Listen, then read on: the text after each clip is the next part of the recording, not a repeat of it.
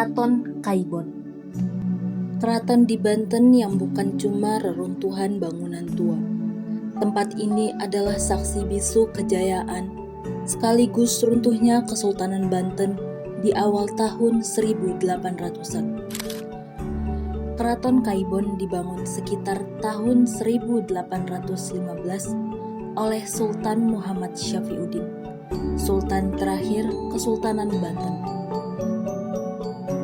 Keraton ini dibuat khusus untuk ibundanya, Ratu Aisyah. Nama Kaibon sendiri diyakini berasal dari kata keibuan, melambangkan sifat lembut dan penuh kasih. Awalnya, Kaibon bukan keraton utama. Fungsinya lebih sebagai tempat tinggal keluarga sultan, terutama sang ibu. Tapi ketika Keraton Sorosowan dihancurkan karena konflik dengan Belanda, Kaibon menjadi pusat pemerintahan darurat Kesultanan Banten.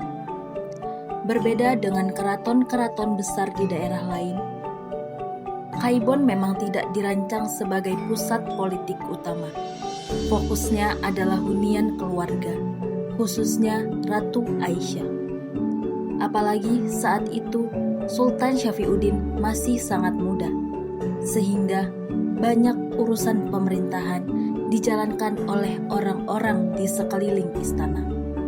Walau begitu, Kaibon tetap punya peran penting. Tempat ini menjadi ruang pertemuan antara keluarga sultan, para pejabat, ulama, sampai utusan dari luar Banten. Di masa-masa genting sebelum Kesultanan Banten dihapus, aktivitas pemerintahan sempat berpusat di sini. Dulu, kompleks ini punya gerbang besar, halaman luas, masjid kecil, ruangan pelayanan, sampai kamar utama Ratu Aisyah. Bangunannya dibuat dari bata merah dengan campuran pasir dan kapur. Ini menunjukkan bagaimana arsitektur masa itu sudah beradaptasi dengan iklim tropis. Awal abad ke-19 adalah masa gelap bagi Kesultanan Banten. Penolakan terhadap kebijakan Belanda, termasuk proyek Jalan Anyer Panarukan, membuat hubungan kedua pihak memanas. Akhirnya, Keraton Kaibon dihancurkan sekitar tahun 1832 sebagai hukuman politik.